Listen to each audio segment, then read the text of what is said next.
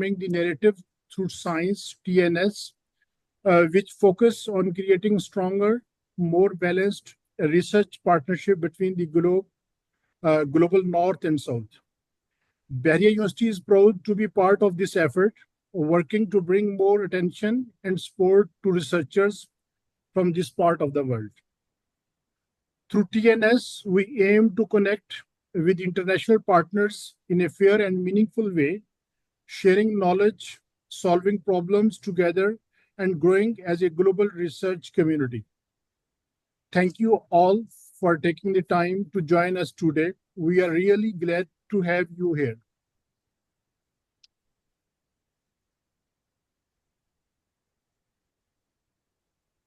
Let me play the video message of principal investigator of this project, Professor Pretty.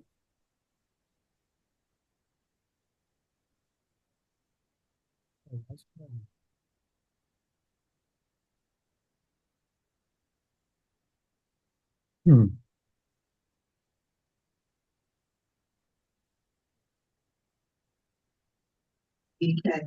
I'm Professor Pretty Patel from the London Metropolitan University, and I'm thrilled to announce an exciting new project funded by the British Council. Our initiative is called Transnational Synergy, enhancing UK-Pakistan academic and research collaboration through co-authorship, remote PhD, and women's empowerment. Our project has three main aims. Firstly, to boost the quantity and quality of publications between UK and Pakistani academics by fostering collaborative research. Secondly, the project is seeking to expand access to remote PhD programs for Pakistani faculty, enhancing their qualifications and research capabilities. And thirdly, our goal is to promote the engagement and professional development of women researchers in Pakistan.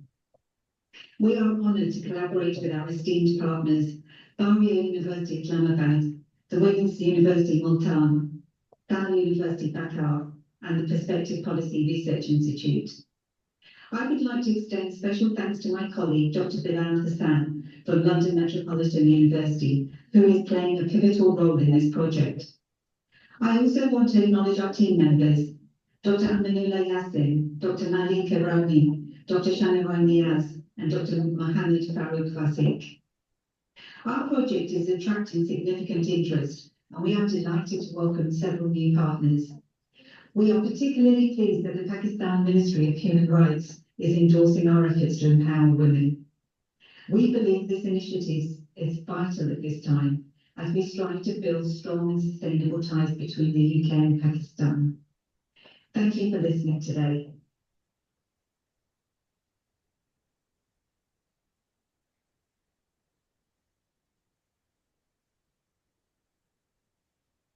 Thank you.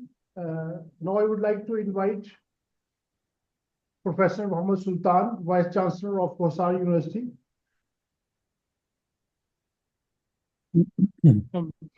Hello, can you hear me? Yes, sir. Ji, Bismillah ar-Rahman ar-Rahim. First of all, good afternoon from Pakistan to all our colleagues, respected colleagues from Bahria University and from UK, and our colleagues here from Kohsar University.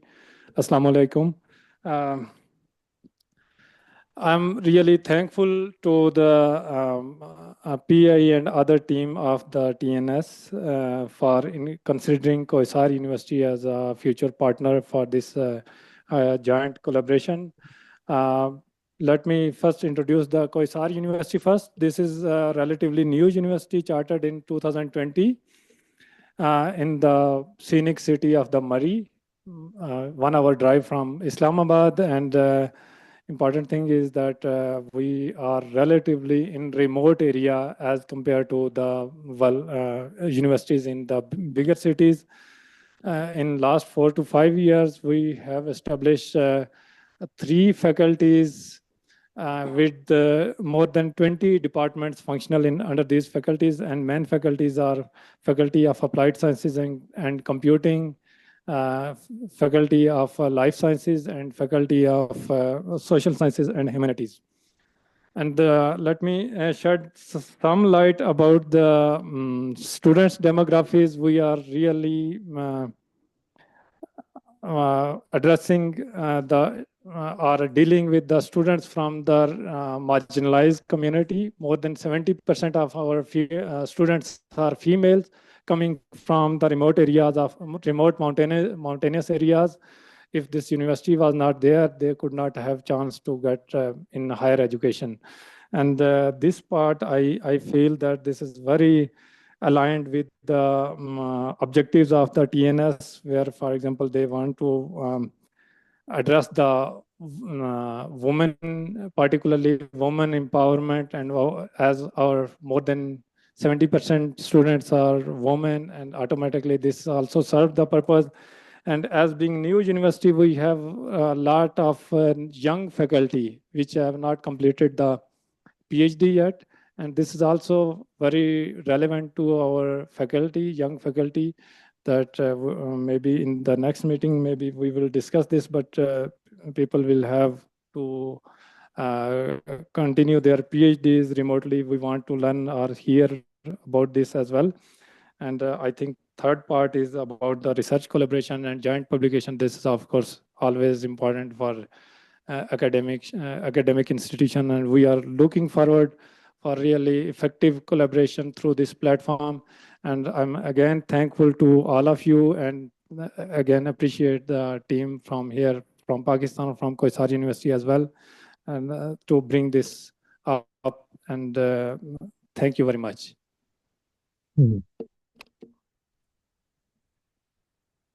Thank you, Dr. Sir. Thank you. Regarding the today's event seminar, and I would like to introduce our speaker, Dr. Omer Rana from Cardiff University, UK. Dr. Rana is a professor of performance engineering and also serves as the International Dean for the Middle East. He's done amazing work in areas like artificial intelligence, distributed computing, cloud computing, and edge systems, and has helped and leads several big international research programs. He holds PhD from Imperial College London and has been part of projects connecting science and innovation between the UK and countries like Pakistan. He's also part of important advisory groups, including UKRI and National Edge AI Hub, and works on global initiatives for clean energy and transportation. And on a personal note, he was born in Lahore, so today's talk is also a kind of homecoming, and we are especially excited to welcome him here. In today's agenda, Dr. Rana will discuss about how we can build fair and equal research partnership between countries, how artificial intelligence and data science can be used to solve local problems in ways that are ethical, sustainable, and community-driven. Why student and faculty exchange are so important for research and learning. And finally, how researchers and institutions from global South can gain more visibility internationally through collaborations, publications, and funding opportunities. So whether you are a faculty member looking to start international projects or a PhD student hoping to grow your research network, there's something valuable here for everyone. Let's give a warm welcome to Professor Dr. Omer Rana. Thank you. Thank you so much, Dr. Vasek, and thank you for the colleagues from Murree. So let me just share my screen. And just to confirm that, so the colleagues in the audiences are either faculty members or PhD students. Is that correct? I just want to make sure is that yes, correct? From Murree, yeah. most of the members are faculty members, basically. Okay, I see. Okay.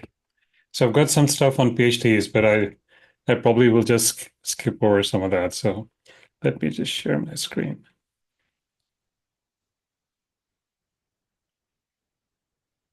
Okay. So can you see my screen okay? Yes.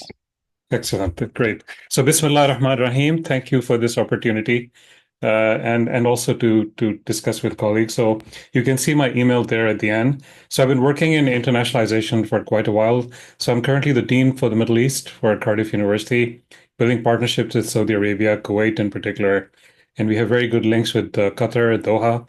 And also I look after Pakistan for Cardiff University also. So would love to see how we can collaborate after this talk. So great. So just to give you a context for a university ecosystem, as I would call it. So I have Alhamdulillah, the opportunity to work with a number of universities globally. So university ecosystem is often divided, from what I can see, in three core areas. So first of all, there is your recruitment of staff and students is often the key driver for many universities. Reputation is important, and I'll come back to QS ranking and university rankings in a minute. So reputation gives you the ability to recruit good staff and retain the staff over time. And reputation also gives you global visibility, right? So that cycle there, the link between reputation and recruitment is important. And the kind of research and education that you carry out influences the fact that if you carry out research, you do research-led teaching, it allows you to improve your student experience because the students are now doing things which are relevant to work that you do on a day-to-day basis in research. And of course, getting good people, recruitment of good people, which includes staff and students, helps you to improve your education and research portfolio. And of course, if you improve your rankings, that improves your research and education because you get good people and you're able to retain good staff. And so university ecosystems around the world conform to these three core themes from what I have seen as part of my over 30-year career. And essentially, over time, what happens is that there's a big pressure on international universities right now. The first is that in the UK in particular, and the US and Europe, we are over-reliant on international markets. We recruit a lot of international students. So in Cardiff, about 32% of our students are international. However, there's a changing international socio-political landscape. For example, in the US, the relationship between the US and Europe is changing. US and China is changing very rapidly. So what that means is that also has a bearing on the recruitment market in education. And also, of course, there's greater market competition, more providers are coming into this space. But also there's a lot of opportunities in higher education. We have AI and online learning opportunities with things like generative AI, like ChatGPT, Gemini, and all kinds of other software tools. I believe that this is going to completely change the way we deliver education in the next 5 to 10 years. Also, universities need to widen the way they generate revenue. So it's not just about research and education, but it's also consultancy, continuous professional development, specialist courses that we offer to industry, for example, to government, and so on. So industry engagement and real world relevance of universities is very important.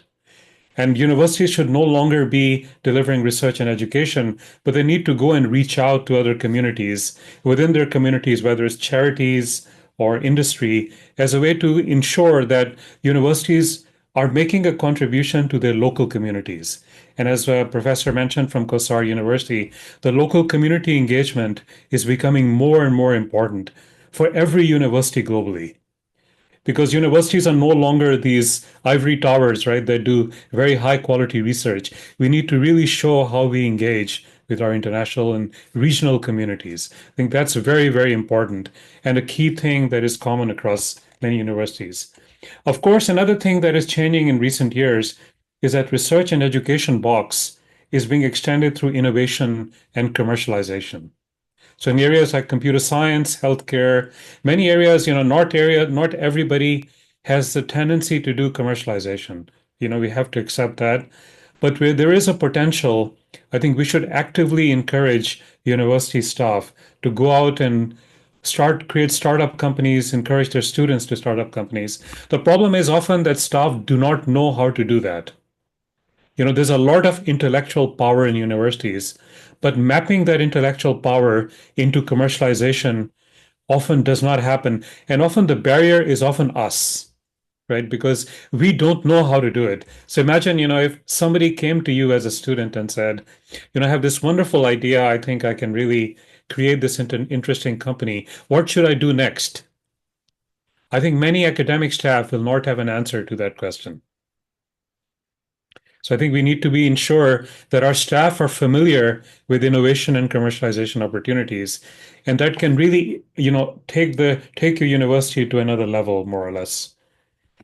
So I'll tell you a little bit more about Cardiff and some of the partnerships that I have built for Cardiff in the last few years. So this is a quotation from the president of one of the largest universities in the world. This is University of Illinois, which includes Urbana-Champaign, Chicago, and Springfield in the US. And when we spoke to him, he said that, globalization is fraying at the edges.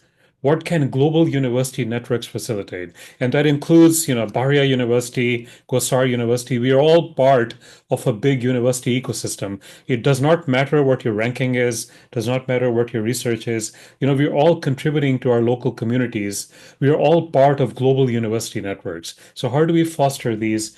So this is a partnership that we are part of, that I set up for Cardiff. So we have a number of international universities which are part of this consortium, including the universities around Chicago. We have Jülich, which is a supercomputing center in Germany, DESI, which is also based in Germany, and so on. So the idea is that we bring together these multiple universities as a way to look at these kind of university ecosystems that I mentioned before. So in Cardiff, we have what we do is we do not try to have a very large number of partners. Although we have a number of MOUs, we have a number of MOUs with multiple universities, but what we do is we build a small number of deeper partnerships. So that means they're not just partnerships in computer science or partnerships in management or partnerships in healthcare, but they spread across our entire university. So these are with Xiamen. We have a number of partners in China, Xiamen, Beijing Normal in China, and Dalian University of Technology, which are very much focused on technology and sciences. Then we have University of Bremen in Germany, University of Waikato in New Zealand, and we have two US partners, Wyoming and Illinois System. We also have something we call civic partner missions. So civic partnerships are where we try to go into local communities in these countries and try to benefit local regional communities. So it's not just about research collaboration, but it's also partnerships through benefiting local communities, like healthcare in underdeveloped communities. So here we work with Namibia, Zambia, and we have a field center in Malaysia through Danno Garang Field Center. I'll come to that in more detail. We have a very large number of MOUs. MOUs are often from faculty to faculty or department to department. And these are some of the logos of our partners. So Unicamp is again in Brazil. It's in the state of Sao Paulo. And what we've done over the years is we've carried out a number of projects in developing countries through something called GCRF, which is the Global Challenges Research Fund. And we have about 21 projects in Brazil, 16 in India, about 3 projects across China, Colombia, and Pakistan, including in Karachi, in Orangi Town in Karachi, Malawi, Namibia, and Uganda, and so on. You can see here, these projects vary in the amount. And then we have a large project about almost £1 million in across Somaliland, South Africa, and so on. Again, working with local regional communities in these regions. So about 5.3 million with 36 awards across these 3 countries. And these projects involve collaboration between staff at Cardiff and students at Cardiff, working together with students and staff in these different countries also, looking at community development, research partnerships, looking at funding and other aspects of working with regional and local communities. And just to give you a map, these are all the projects we worked in globally, where we worked with local communities rather than just research and education partnerships. So you can see here, and they've been funded through a variety of mechanisms, from charity funding, through the Bill and Melinda Gates Foundation funding, through other kinds of partnerships funding that have come across over the years. This is over the last about 10 years or so for Cardiff. Okay, so why is international research collaboration important, right? So this is why, beyond the kind of community engagement. So you can do research and collaboration for a number of reasons. you should always ask, why do you want to collaborate?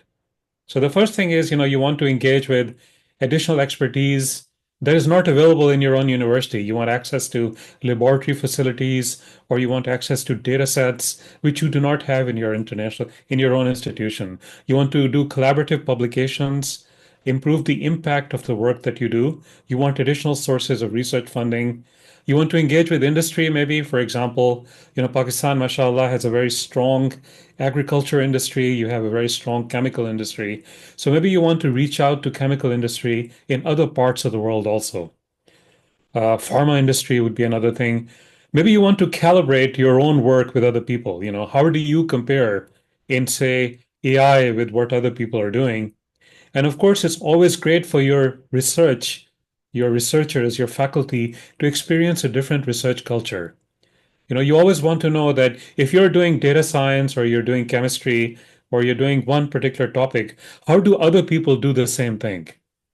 And by the way, that's also important for us, right? Because when we get people coming from Pakistan to work with us, we also experience your research culture. We want to learn how you do things in addition to how you want to learn how we do things. And nobody has a right answer, by the way, right? I think we should start with the assumption that there is no good way to do research. Everybody has a way to do research, and we can all learn from each other. And I think that's really very, very important to ensure that we build these equitable partnerships where nobody is better than another, right? I think the moment we say that we are better than somebody else, that's where your thinking stops. I think that's really, really important to keep that in mind. Okay, so I think I've had visitors from Pakistan through HEC scholarships, Higher Education Commission scholarships, where they've completely changed our research culture. People have come from ComSats in Lahore, people have come from NUST, and they've made a lasting impression in Cardiff. So I think I think we should be conscious of that. So I'll just show you this. So this map shows all the publications that Cardiff has done over the last 10 years. This is Scopus publications, all what we call quality publications in quality journals. So Cardiff has published, you can look at, here is the number of outputs, total number of publications, scholarly output. These are total number of citations these publications have gathered. And this is the citations per paper, citations per publication. And you can see the heat map of where Cardiff collaborates with most in terms of where are our co-authors globally, right? So we do a lot of work with Europe. We do a lot of work with the eastern side of America. We do a lot of work with Japan and China. And we are beginning to do more work with India and nearby countries. So you can see the division here. There's a very interesting number on this slide, which I think is really key for the rest of my talk. Of all the papers that Cardiff authors have published, so we have about 34,000 students and about 10,000 staff. Of all the papers that we published, wherever the author was from another country, wherever we had an international collaboration, that's where the paper got the most citations, right? So that means that if you publish a paper with an author in another country, the likelihood of your paper gaining citations increases. Why that happens, I don't know. So if you have a paper between Pakistan and Cardiff, you're likely to get a higher number of citations than if you publish purely in Pakistan or purely in the UK. Okay, so this is the first number here. So 52.6% of our collaborative publications are with international partners. And these publications have gained the greatest number of citations. So over 1 million citations over the last 10 years. And they also get the greatest on average citation per paper. So that's why it's so important to do international research. Because the moment you publish internationally, you have a greater impact from your paper. Okay, so you can see here. So this is where you publish internationally. You can see the pie graph here. We have 52% of our colleagues publish internationally, only in the UK, only within Cardiff. So only institutional collaboration, and where you only have a single author. So single author papers do not get a lot of citations. Don't ask me why, right? This is just the statistical data, and this is how it shows. These are our key partners in Pakistan. So if I look at the last 10 years, in terms of who Cardiff has collaborated with in Pakistan and the number of papers we published with these people from about the last 10 years or so. So if Aga Khan University, Quaid-e-Azam University, University of Peshawar, ComSats, this was a surprise to me, the Foundation University Islamabad, which is a very niche institution based in Islamabad. And you can see, so some of them are academic part. So I would love to see more Bahria University and Kohsar University here, inshallah. So hopefully when we redraw this table a few years down the line, you can see the number of citations these papers have gained, the number of papers we published over the last 10 years, how many people from Cardiff were involved, and how many people from this institution was involved. And you can see on average the kind of data we have between Cardiff and Pakistan collaboration. Okay, so just continuing on with this. So why is this important, right? Why is international collaboration important? And so one of them is ranking. I don't know if your ranking is very important for international universities, right? So QS ranking is, so the ranking is driven by a number of factors. So according to QS ranking 2025, there are 5 criteria that QS ranking uses in order to rank universities. So one is your research and discovery. So they have 5 lenses that they use to rank universities and look at the kind of research profile of a university. So the first is research and discovery. So they look at academic reputation and citations per faculty, very much like what you see here. Citations per publication, citations per faculty. They look at, so they look at 3. So they look at a subject ranking, a European ranking, and a world ranking. Employability and outcomes. So they say, of the students who come to your institution, what do the employers think of people who graduate from your institution? So it's about employer reputation, employment outcomes. The third is global engagement. So how are you connected into your global network, right? So the question is, are you part of international partnerships? What is the international research networks that you are a part of? How many international faculty members do you have? How many of your faculty members have international degrees, right? So this is another criteria that they look at. They look at then learning experience. They look at this concept of student-staff ratios, faculty-student ratios in terms of ranking. And sustainability is becoming more and more significant. Sustainability means in terms of, how sustainable are you from a UN Sustainable Development Goals perspective? So if you have 17 UN SDGs, how many of these SDGs do you align with? And I know that Kohsar University, exactly what you said, sir, at the beginning, you already align very well, with poverty alleviation, local education for rural communities. I think you can be very, very highly ranked on sustainability ranking in terms of your work on sustainability. So these are the things that are looked at by international rankings organization, QS being one of the biggest ones out there. So, and what they do is they take this ranking and they take these criteria and they weigh them. They give a weighting to these. So 30% is on academic reputation, 20% is on citations per faculty, and so on. So you can see these rankings and how they are weighted according to the different criteria.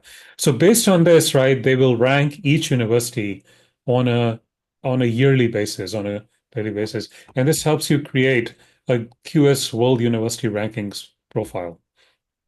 So this is again, so the question is, right, the rankings are not so important, right? Because the important thing is to ensure, because when they create rankings, the important is that these are important things that you should be considering as an institution. You should, as an institution, if you want to play a global game, you should ensure that you are considering these criteria as part of your strategy, as your institutional strategy, if you want to be visible internationally, right? So these are really interesting criteria to consider from an international perspective. Okay, so in the UK, we've had, so the question is often what happens in the UK and many developed countries like Europe and US, when they go into developing countries, the question is often they do this, right? They talk about, here's something we've done in the West. Why don't you guys just apply this? Right? So in the UK, we realized what a bad thing that is, right? Because essentially it's important that when we work with international partners, it's an equitable partnership because everybody can bring something to the table. It's not just that, if you do something great in the US, you just do it in Pakistan. That's not how it works because Pakistan should be able to contribute equally back into the US or back into the UK and so on. So this is a very interesting research policy document called the Thinking Research Collaborative. The first issue is that we need to do research with developing countries that is grounded in the needs of the community. So your community will have particular needs that are not there in the UK. And similarly, we might have needs that are not. So if you're contributing to us, you need to understand our communities as we need to understand yours. So it should be grounded in the needs of the beneficiary community and respond to questions that you have in mind, right? So that's the first thing. The second thing is that we really need to know who are the people who are going to benefit from this research. What are the affected peoples within the development of these research agendas? And we need to co-design or think of designing of programs, making processes that are prioritized and lead into benefits to your local communities. Right. So this is a whole issue of equitable research. So what we used to do in the past is something we call helicopter research or parachute science, right? You take the science from location A and you just helicopter it in location B and hope that it will work. It doesn't work, right? Because what we need to really understand is that we need to understand, how high income settings who visit low income settings to conduct research can benefit from requirements of local communities. So you can see here on the right hand side, this comes from this research report that we need to understand. Need to have mutual respect between our communities, reciprocity, understanding how power distribution works, how the sociopolitics works in your communities versus the UK. How do we build inclusive partnerships? So all of this is important. And many of the projects that we've did in the past, which I just mentioned here, really looked at this aspect of equitable partnerships. And this is one of the key takeaway lessons we had from all the projects that I mentioned before, working with other countries. So just something to maybe keep in mind. So I'm also part of something called the UK-Pakistan Research Collaboration. So if you go to upsign. This is a number of academic partners across the UK. We have virtually all UK universities involved in this. And what we are trying to do is it's a global science and innovation network set up between UK and Pakistan. And it looks at three core challenges between UK and Pakistan. The first is addressing common interests of concern in Pakistan, such as energy systems, water, sustainable agriculture, and food security.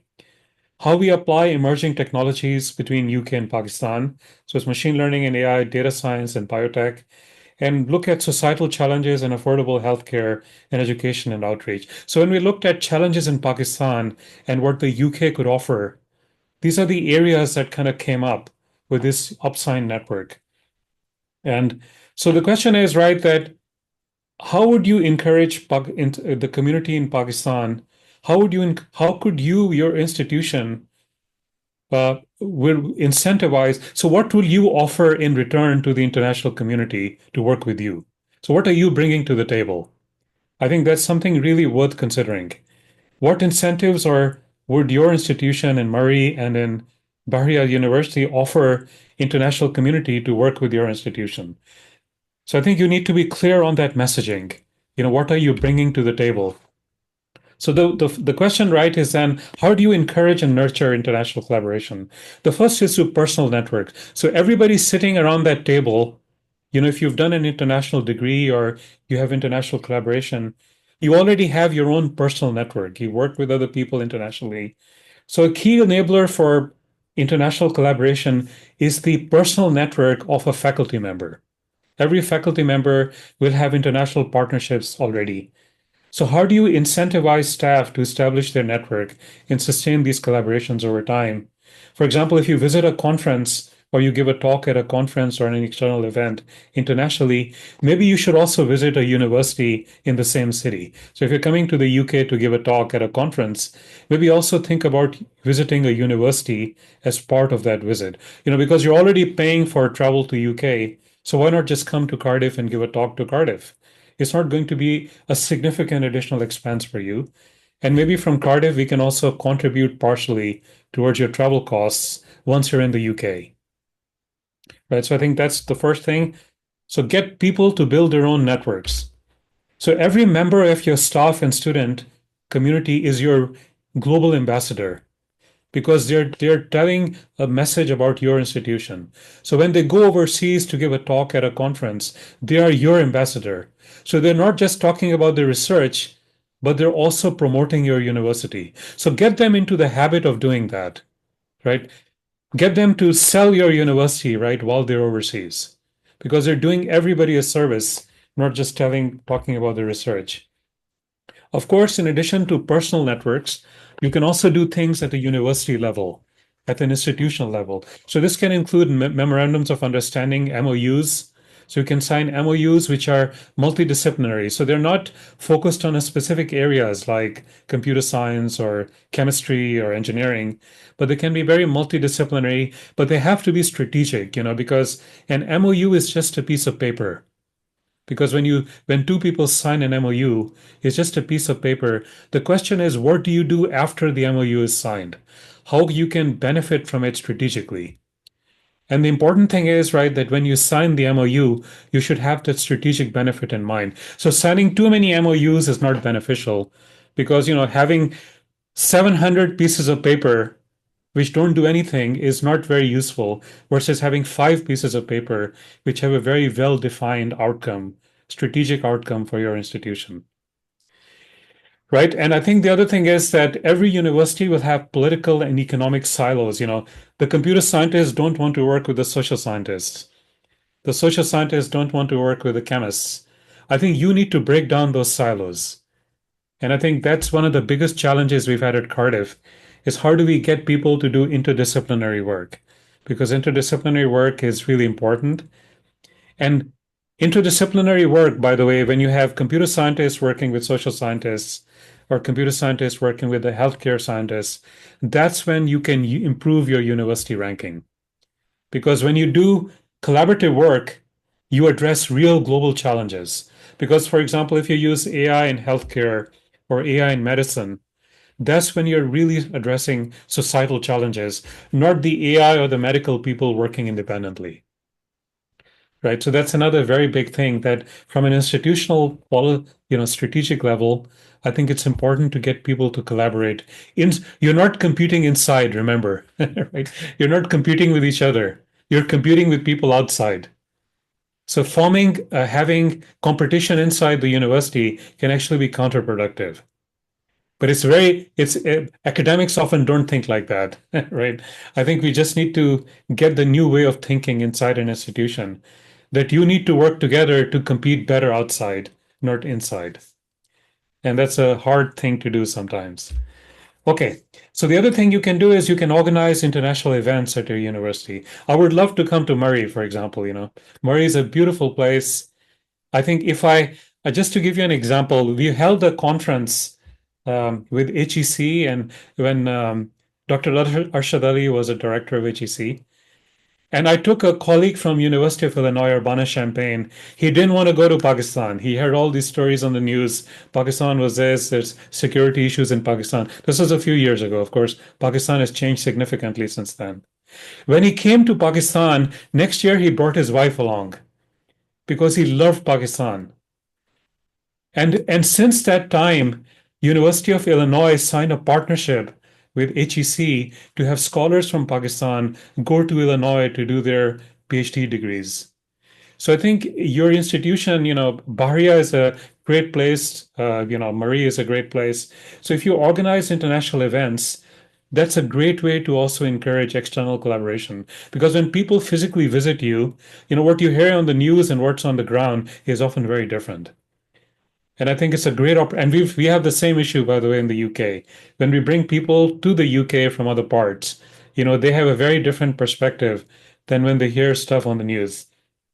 So one thing is that if you have very specific local and regional strengths, for example, you work with UN agencies or you work with the Aga Khan Foundation, use these international organizations to help you set up international events. So get them to be co-sponsors or get them to maybe come and give talks at your events because that'll give you significant international visibility. So that's another way to improve your ranking and improve your visibility. So working with regional partners such as charity organizations, industry, and government is a great route to support internationalization. And that's a great way to build your profile of internationalization. And in order to achieve this kind of international impact, so every international funding organization, believe it or not, I know that USAID has had trouble. USAID has had issues in the last month or so. But European Commission, UK Research and Innovation, DFG in Germany, Science Foundation Ireland, they all want to work with Pakistan. Because what they want to do is, the reason they want to work with Pakistan is because they want to take work that has been done in Europe and demonstrate it within Pakistan. They want to demonstrate global impact. So you need to tell a story to these funding organizations why they should come and work with you. Right? So you need to have a narrative to say exactly what you said, Professor, at the beginning of this talk from Kohsar, that you have very unique challenges of local education, female education, that is unique for you. And that narrative needs to be told to these funding organizations because they really want to come and work in Pakistan. You need to tell them why. That's it. You need to just sell your own story to these funding organizations. The New Horizon program, the FP10 program, has it's a multi-billion euro budget, and some of that will involve collaboration with international partners. By the way, the New Horizon program is very, very international. It has a lot of international partnerships part of that. Okay, so the lesson there would be to do more, but with few partners, right? So pick your partners strategically and do a lot more with them. So that way you can use these international partners to reach out into funding organizations, into government agencies, into UN agencies. And I would love to do more with both universities here in Pakistan, with Cardiff, inshallah, going forward, as a partner for you. So, okay, so continuing on, international publications, just to give you a little bit of a strategy for international publications. So when I worked with Pakistan and developing countries, there's often a tendency to publish literature survey papers. Many people who write papers tend to focus on literature surveys. So we need to balance literature surveys with more research-focused contributions. So service papers often attract very high citations, but it's also better to balance literature surveys with, a novel contribution in very focused specific areas. So multidisciplinary papers are very hard to write, but they often lead to greater citations. So if you have a paper between computer science and engineering, computer science and medicine, they will often lead to higher citations because you're trying to address a real world problem, not just try to demonstrate one computer science algorithm which has been validated on a toy problem, for example. Right, so think about multidisciplinary work because these will help you demonstrate practical impact of your work. The impact factor of a journal is a good metric, but it's not the only one. Right, so that's a very important thing to remember. So survey paper in computer science, speaking as a computer scientist, the two journals which have the highest impact factor in computer science are ACM Computing Surveys and the Surveys and Tutorials by the Communication Society. But again, it's as mentioned here, it's good to balance literature surveys and review papers with more focused research contribution that is novel in the kind of area that you work. So what makes a good paper, right? Of course, this is my interpretation of this question. So good paper, which has a novel idea, it is contextualized with a literature survey. So you know that you're telling the story, but you're also relating it to existing work. You have some experiments, or you can either do a survey to collect data. So you have either qualitative or quantitative validation of results, and it has a validation as part of the work. So a paper that ticks all those boxes A novel idea, it has literature survey, you have an experimental part of the paper and some results, and a validation is generally a good paper. And I think these are the questions that you can use to shape your paper, right? So the first is, what problem are you trying to solve? Right? If you're unclear on the problem you're trying to solve, it'll be a very mediocre paper, right? Because people won't understand what you're trying to do. So in the beginning of the paper, you should be very clear on what problem you're trying to solve and why is it an important problem to solve. The so what question, if I found a solution to this problem, so what, right? I think you should always keep that thing at the back of your mind. Why am I trying to solve this problem? Who else has solved this problem? And what are you adding to the literature, to the conversation? So, one way to do it is you can reference recent papers. Don't reference seminal papers that have been written in the 1960s, right? So, think of recent papers that have been published in the last 2 or 3 years as a way to contextualize your work. It makes no sense to, publish a paper that was written in the 1960s. They may be very, very important, but they're not adding to your contribution to the literature. What is your novel idea? What is it that you're contributing? So once you've given the context, what is your novel idea? What is the interesting idea, that you're contributing to the area? And how does it compare with other people's ideas? So when you go to your literature survey and you said, what are you adding? Your validation should cross-reference, what other people are trying to solve and what are the lessons learned and what is the key message you take away. So that's a good paper. A paper that addresses these things, I think, is a good paper. And it's very important that you tell this story. So paper is a story, where you have a validation of the outcome and you're trying to relate the outcome back to the problem that somebody else is solving. So the question that I often say is, right, that can you give a 5-minute pitch on the key findings of your paper to somebody? If you can't do that, right, you're missing something. And I think the way you would do that, and increasingly we can use generative AI tools to do this. So take your paper, put it into ChatGPT, put it into Microsoft Copilot or Gemini or any one of these generative AI tool and ask the tool questions about what the tool understands about your paper. Ask the tool to summarize your paper, right? Because that's a very good way to see whether a generative AI tool has actually understood what you are trying to say. And elicit.com is a very interesting tool, which is a generative AI tool to help you write literature surveys. It's a very interesting online tool that you can use right now. Okay. So I often say to my colleagues and students that, when you write a literature survey, when you're coming into it's like what you're doing when you're literature survey is you're walking into a room full of people who've been doing research in an area for like 20 years or 10 years. And, imagine you're in this room full of people and you slowly walk up into this room and you start a conversation that has been going on for the last 10 years. The first thing you should do is you should listen, right? Don't start talking immediately. So that's what we mean by a literature survey. A literature survey is like listening to what other people are saying. But then you should not just listen, you should start making your own contribution.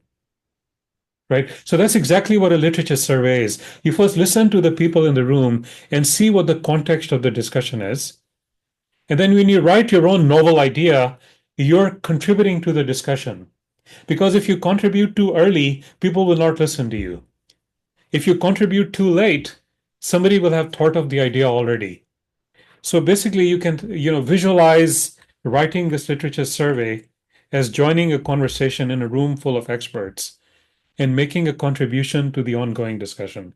So it's like joining a global conversation in a room full of domain experts and then trying to understand, what's going on and contributing to it. And I'll just mention here that, it's not just the staff that you're building, you're also building your students. Remember that the university comprises of university comprises of 3 communities.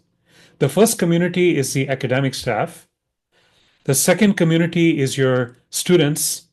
And the third community is the professional services people. People who are secretarial people who manage. All 3 communities are essential. and you need to look after all three communities. The secretaries who sit in your office, the people who do your academic, the people who sit in, who register your students, people who work out the finance for your, are people you don't see on a day-to-day basis, but they're equally important for your institution. And you need to form a partnership between staff, students, and professional services. Because if you don't do that, you're missing something as part of your university strategy. So just to take you this, so this is again according to the UN's something called Building Global Citizens. This is a very interesting report from the UN about how you build global citizens through students at your university. So what the UN has done is it says, by 2030, all people who are learning at a university should acquire skills needed to promote sustainable development through education of sustainable development, lifestyles, human rights, gender equality, promotion of a culture of peace and nonviolence, and become global citizens, right? With the appreciation of cultural diversity and so on. So it aligns this kind of concept of education with the 17 UN Sustainable Development Goals. This is a really interesting report. And so, of course, one of the UN Sustainable Development Goals is quality education. So they talk about this concept of nurturing respect for all, building a sense of belonging to a common humanity, and helping learners become responsible and active global citizens. So essentially, the UN Global Education First initiative says, education is not just about learning to read and write. Education should be more than that. Education must be, education should be creating learners who contribute to your local community. They're not just, people who can read and write and count. So education must fully assume its central role in helping people to forge more just, peaceful, and tolerant and inclusive societies. That's really what the UN Global Education First initiative talks about. And I would, of course, quote a wonderful quote from nobody else. And, we are at universities are educating people, but we're not telling them about human beings or building good human beings. I think universities have a very important role to play in society as part of, this kind of work. And I think it's important to understand how we do that. So just to give you an example, so in Cardiff, we have 241 exchange partnerships. So we send our students to about 241 other global institutions in 38 countries. So we have 141 exchange partners, means that these are the places our students go out to. So 141 partners in 22 countries and 100 partners outside Europe. So this is a kind of a breakdown of our staff. So we have 160,000 alumni in about 180 countries. These are two of our international partners. So what we do is we send students to these countries for about 2 weeks or so, 2 to 3 weeks. So this is University of Bremen in Germany, and this is University of Waikato in New Zealand. And one of the common things that students talk about when they go out is how do they, the kind of confidence, the increased confidence they get, when they go out to these institutions. And so just to give you an example, people working with global universities. So this is a student who went and spent time in Africa, and another student who spent time working with local communities in New Zealand and regional communities in the Pacific. We also held a program with Bremen. This was something called the Cardiff Bremen Sustainability Program. So this was a very unique program. So what we did is we brought together 27 students from Bremen in Germany. And the idea is over a 2-week period through a summer school, the idea was that the students were tasked with creating a sustainability and entrepreneurship program. So you were given a problem in sustainable development, and the students were given training on entrepreneurship and innovation, and they were required to come up with innovative solutions to look at global sustainable development challenges. So the content was developed by our student enterprise teams, and the sessions were co-delivered by our academic and external speakers from both universities. They were provided with insights into business and student and startup cultures in both universities. And students were worked in teams to develop a sustainable and innovative solutions to these global sustainable challenges. And the idea is that at the end of that, the students presented and pitch their ideas to companies based on the ideas that they had come up with as part of this entrepreneurship program. Okay, so I'll stop there. The rest of my presentation was for PhD students, but I think we don't have PhD students in the room. So I'll just quickly finish off on, let me just finish off on just one aspect of academic culture. And I think I just wanted to just another few minutes. So I think academic culture at a university is really important. And I think in academic culture is to understanding, academic and evidence-driven culture about, disagreement is not bad. Disagreement should lead to improved learning. So for example, when we have PhD students here in Cardiff, they often start with, I will produce a thesis that nobody else will criticize, right? That's not a good thing to think about. You should think and write like a researcher, question previous work and methodology, critique what has been done, not just review it, and ensure that you have a very specific focus for the kind of work that you do. So PhD is 90% persistence and 10% intelligence from the perspective that I have. So I'll just come up with what my understanding is of Pakistan. I'll just skip this part. This was meant for PhD students. So I think Pakistan has developed a startup culture in the last few years. Whenever I visit Pakistan, universities are actively engaged in a startup culture. There are ORIC centers, for example, across different parts. Your presentation is not shared if you want to share something. Okay, let me just read through this.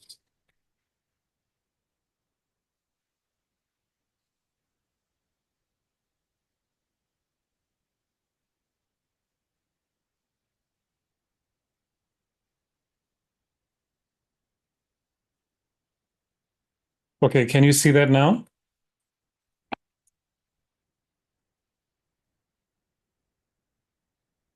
Not yet.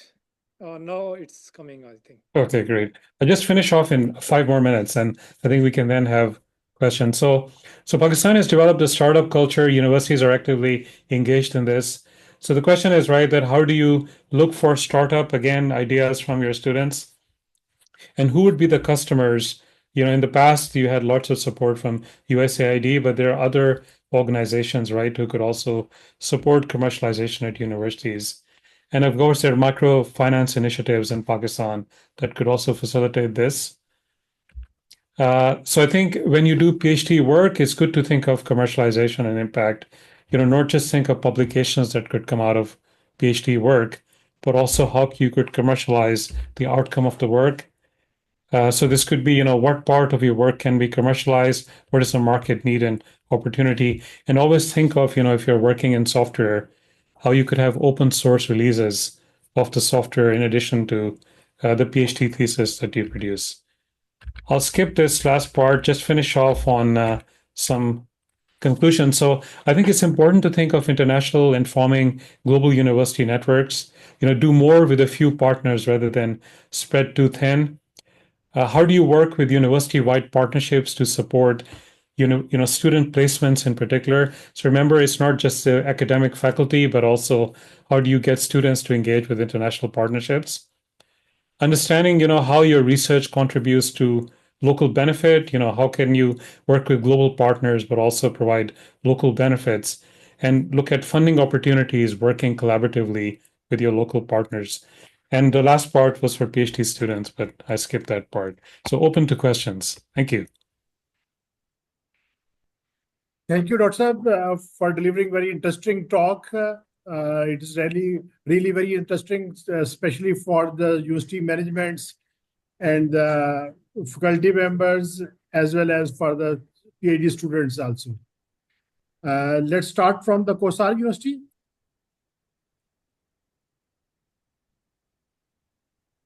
Sir, do you have any question, please? Assalamu alaikum. Walaikum assalam.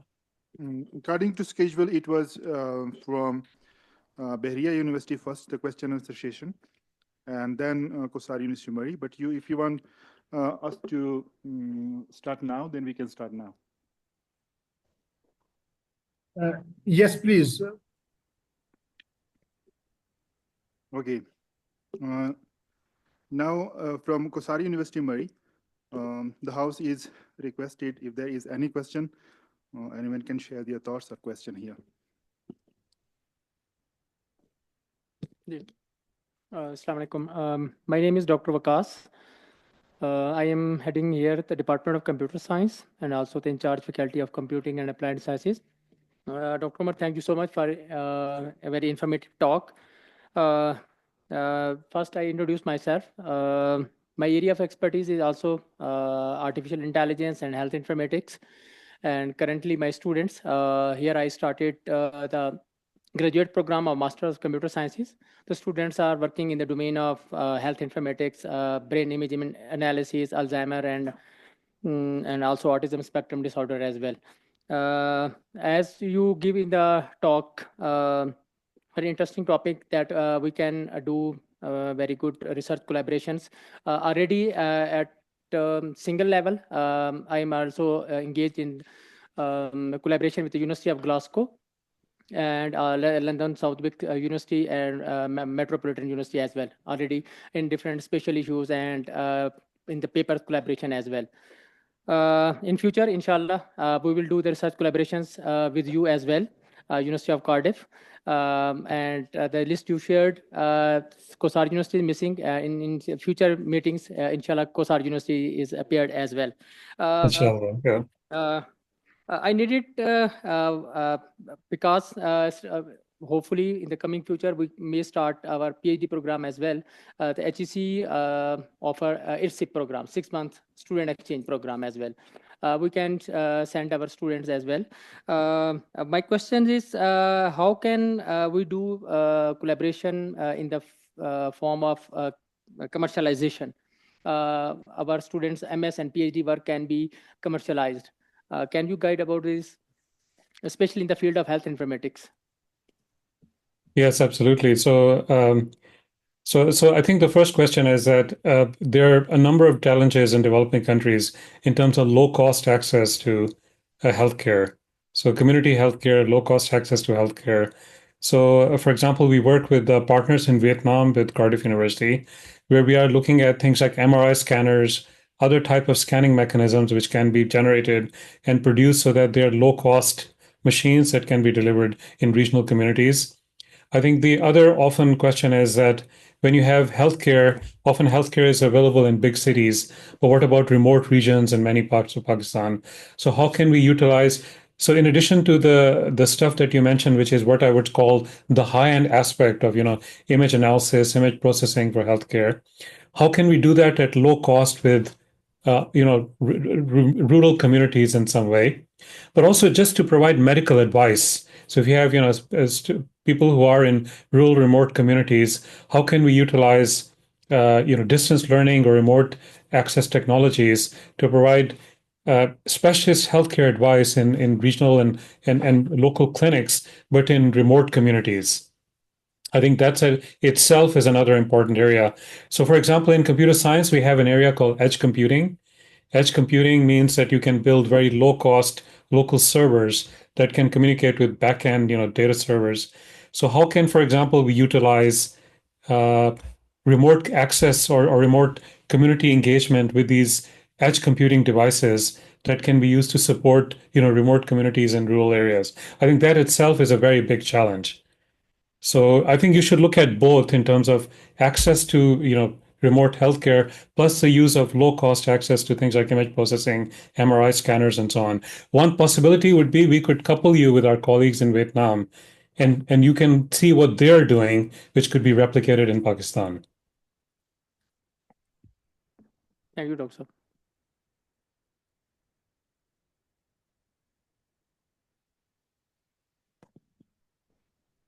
This is Farhan here. First of all, thank you so much, Dr. Omer, for such an informative talk. Actually, what I wanted to know is that can you elaborate more on exchange program, like whether the student exchanges or the faculty exchange is mutual, means the faculty or the students from Pakistan can go to UK and so forth? Yes, absolutely. So we have a funding program in Wales which is called TAITH. It's TAITH, which was a replacement for the Erasmus program that was there in Europe. So in Europe, of course, there's the Erasmus and the Erasmus Plus program that supports exchange of students and faculty between Pakistan and other countries. In the UK, we have something called the touring program and the TIDE program that supports something equivalent.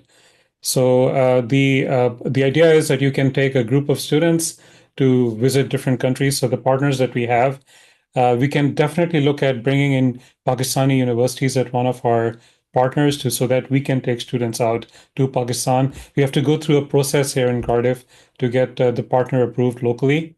So we do a risk assessment. We understand, for example, what kind of contribution that partner is bringing to students in Cardiff. But absolutely, that would be one way to do it. In return, your students coming to the UK or Europe would be through either touring or Erasmus Plus programs. Of course, HEC, as was mentioned by your colleague before from computer science, is that HEC covers 6-month scholarships for PhD students. There's also the Commonwealth Scheme, the Commonwealth Scholarship Scheme, which supports, and also there's something called the Chevening Scheme. Chevening is it's basically for people who are actively engaged in local communities. So Chevening scholarships are, very prestigious scholarships that you can also consider. The other way to look at partnerships is to things like charity foundations, such as the Bill and Melinda Gates Foundation. So Bill and Melinda Gates Foundation supports engagement with developing countries. We have a project here running with Africa on malaria and use of a specialist non-chemical insecticides for supporting malarial mosquitoes in parts of Africa. So that's a $3 million program, but it's run through the Bill and Melinda Gates Foundation. So there are charity organizations that also look at very specific challenges that occur in regional communities. And working with an international partner, you can also bid for this charitable foundation work. Wellcome Trust is another funding organization that does a lot of work in developing countries. So if you can identify a few areas for me, I can identify potential funding organizations and partners that you could tap into. Of course, writing a grant is a lottery in some cases because there's a lot of factors that are involved. But you should definitely, we can certainly try.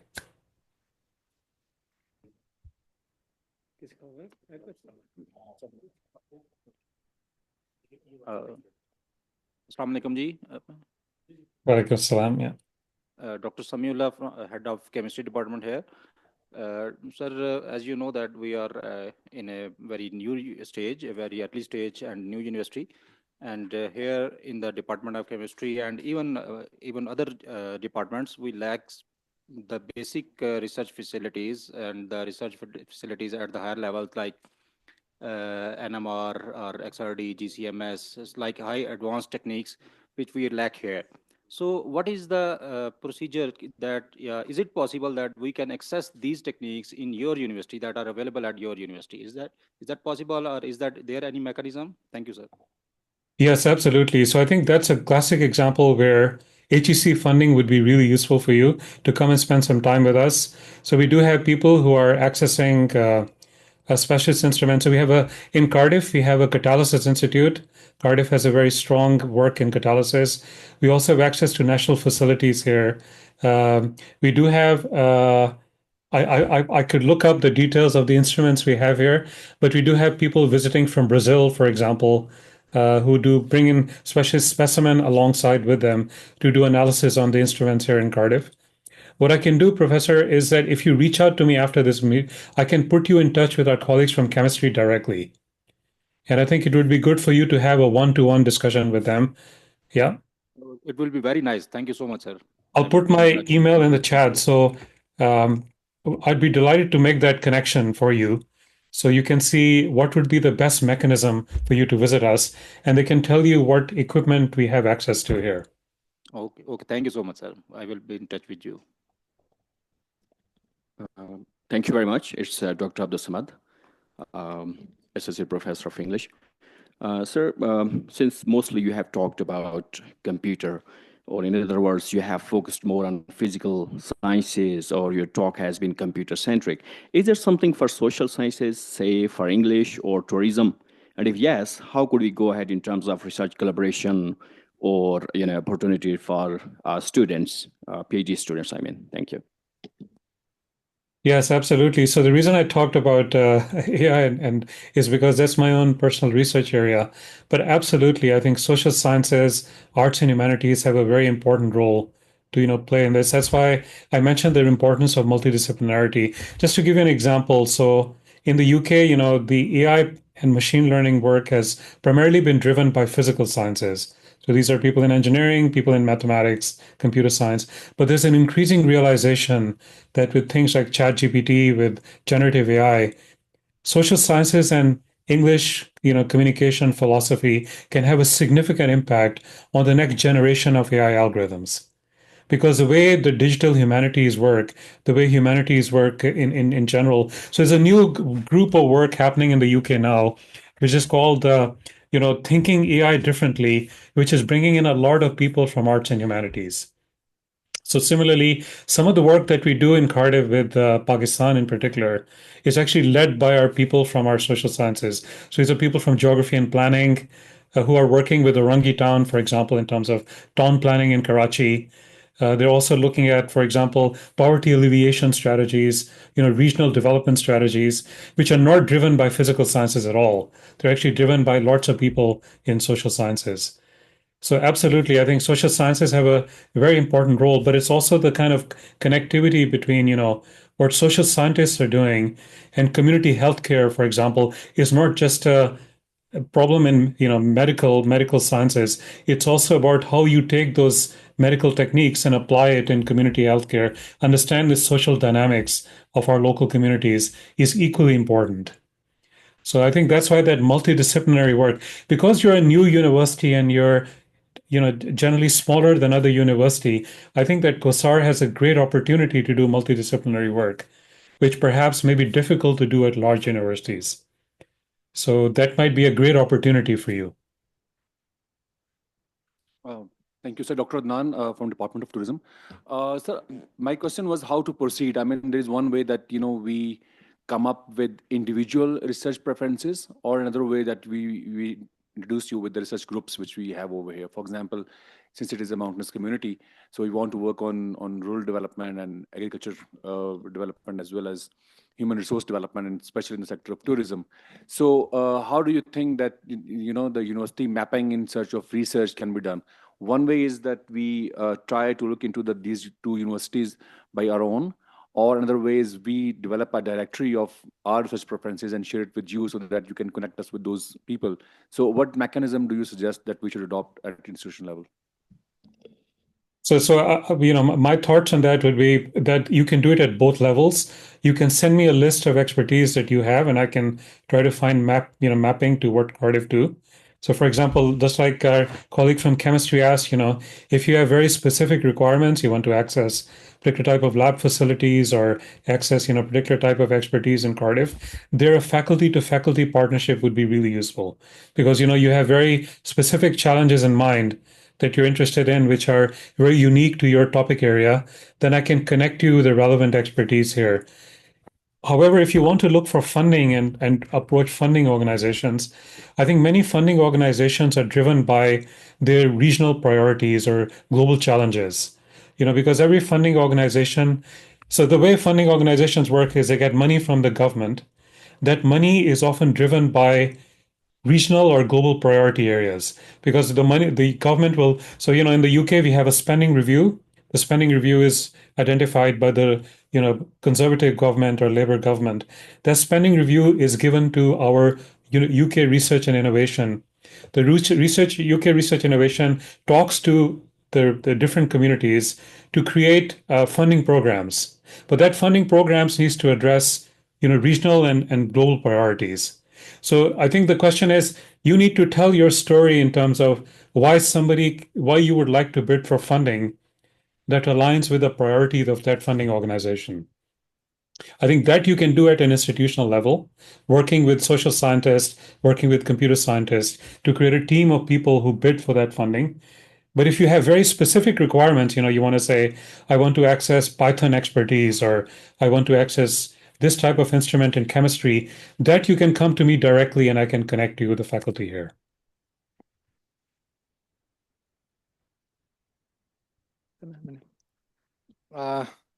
Mohammed Sultan again. First of all, thank you very much for presenting so nicely about this funding opportunities and also the research collaboration.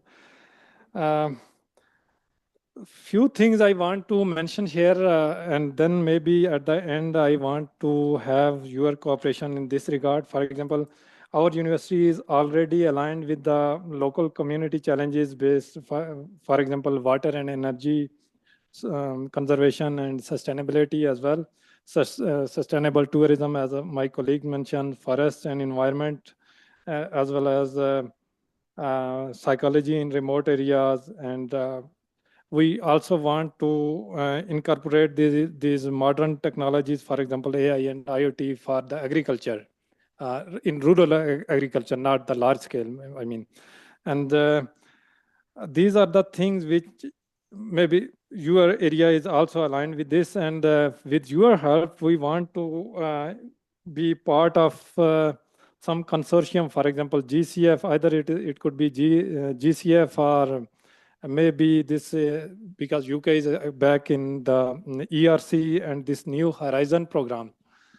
Please let us know if there is any opportunity to become the consortium member, because as I understand, we can't be PI from here, but we can be member of this consortium as well. And the problem is there.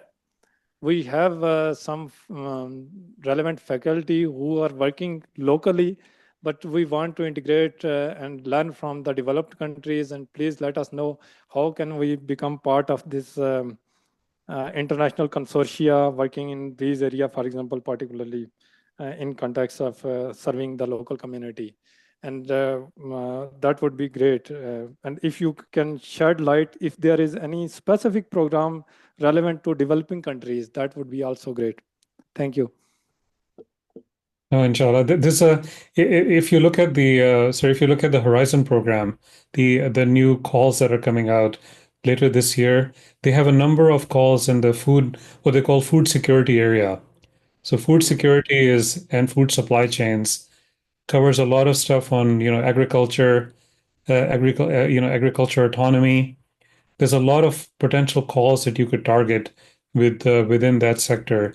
So definitely, with things like COVID-19, the current trade disruptions, that are happening around the world with tariffs, I think food security will be a key driver going forward. So it's certainly something worth considering there. Yeah, and please, we will be in contact with you. But if there is any chance to become a member of any consortium, please enlighten us. How can effectively we can be part of this consortium? Sure, delighted to do that. Absolutely. Thank you. Yeah, thank you. Thank you, sir. Thank you, Kohsar University. Let's start from the Bahria University now. Here we have Dr. Omer, Dr. Huma from Psychology Department. Dr. Huma Hassan from Psychology Department. I just need to ask that is it possible for someone from psychology to collaborate in with such field, just like you talked about working interdepartments like technology and psychology and social sciences, and have there been such cases before? And how is that possible? How will students proceed for such a thing? Yes, absolutely. So we have a very large psychology department in Cardiff, in fact. In fact, we're one of the largest psychology departments in the UK. And we have a number of topics, sub-themes within psychology. Just to give you one particular example, is the area of electric vehicles, in the sense that, when vehicles become autonomous and you have things like, ChatGPT type robots inside a vehicle, what happens when the driver gets distracted while they're driving their car? So distraction of a driver with autonomous robotics built into vehicles is a very big area that we are considering here in Cardiff. In fact, we have partnerships between computer science, also with psychology. We bring in engineering, and we have partnerships with Japan in that area. So the introduction of robotics inside vehicles is not just a technical problem; it's also a psychology problem because of the disruption that robotics will have on the driver. So there are a number of such type of projects. We also have a brain imaging institute here, which looks at functional MRI. So the idea is, when you have somebody who's making decisions from psychology, what we do is we put them in an MRI scanner to look at brain patterns in terms of when people do problem solving. So they have this thing that you wear on your head. It's like a hair dryer, literally. You wear on your head and you sit inside the MRI scanner while the problem solving is happening in the background. So absolutely, I think psychology is a very important area. It touches a number of themes from medicine to physical sciences to engineering. So if you look at our psychology department, you'll see that they're actually very multidisciplinary in their focus. So again, if you can tell me what you're interested in, I can connect you with the relevant people here. And I know that Bahria, I've looked at your website, takes a number of students internationally to different universities. So you do student visits to student trips. So maybe one of your student trips could be to Cardiff. And you can join that trip and meet the people here from psychology, inshallah. Thank you, sir. Thank you.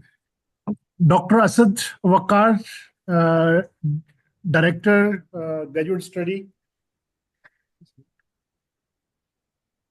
Professor, thank you very much for your time and a very thoughtful session. Well, I just want to have a quick 2 questions. I will not be taking so much time. The first question is like that. We are in Pakistan is actually a developing country, and we cannot spend so much money on buying the licenses for so many software. So is it possible that Cardiff can make some kind of arrangement with Bahria University that we can use the servers of the Cardiff University by using our remote desktop connection and can use the licensed software? Specifically, if I talk related to my area, then I work in the electrical power grids. And there are many software, if you buy the licenses for these software, they are too much actually costly and not affordable for a country like Pakistan. I just want to quote an example that when we were in Germany, they gave us some kind of a VPN connection, and with this VPN connection, we can log into their servers and we can use the software there. So is there any possibility that we can make such kind of arrangement with the Cardiff University? And my second question is that regarding the training of our students or faculty as well on these specialized software, because their training is also not affordable for countries like Pakistan. So I would glad to hear something from you on this aspect. Thank you, please. Okay, so I'd love to say yes to both, but I'm not able to, because let's start with the licensing issue. I think that we cannot offer licenses, because we are constrained by the licenses we have. So when we get a license for a particular piece of software, we have to, we are constrained by the licensing agreement that we can only use it for, staff and students within Cardiff University. What we could do is we could explore a collaborative project with you where we do it in the context of that project. So, we cannot say that all students at Bahria will have access.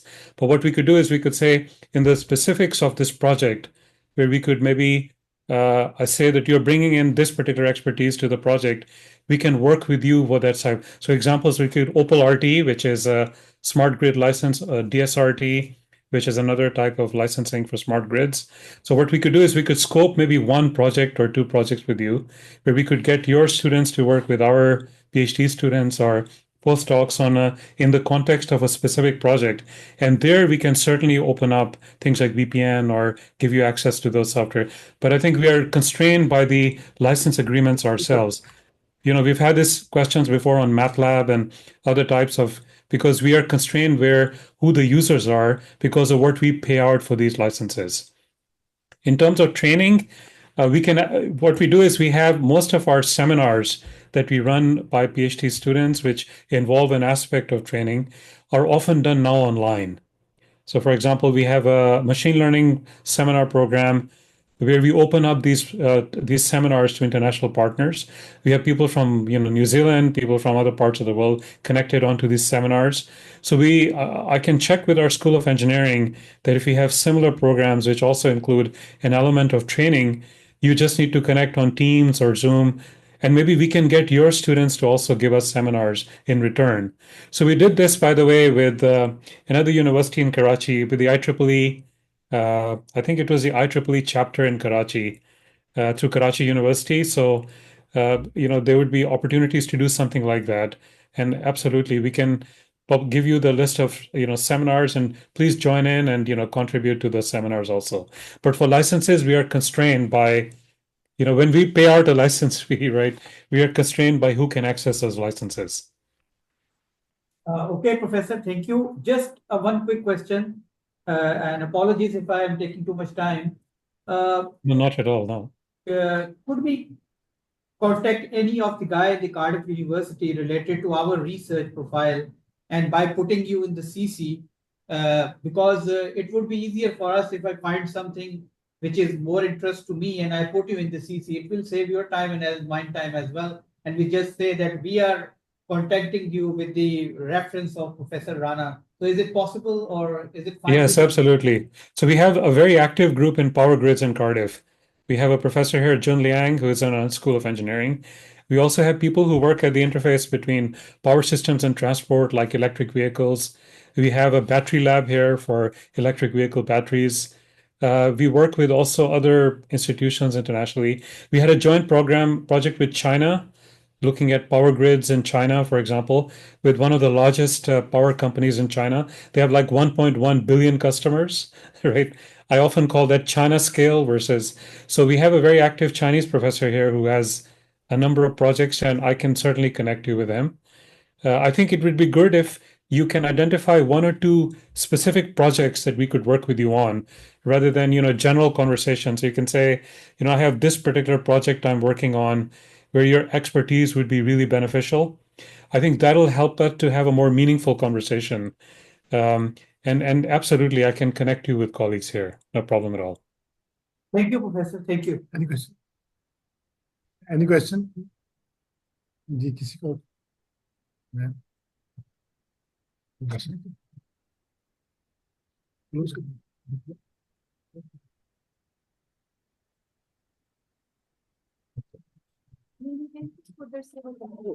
Sorry आज हमारा setup जो है ना वो thank you, Dr. Saab. Thank you for sparing precious time for us, and you really discussed a very interesting points and would give us the very insightful discussion.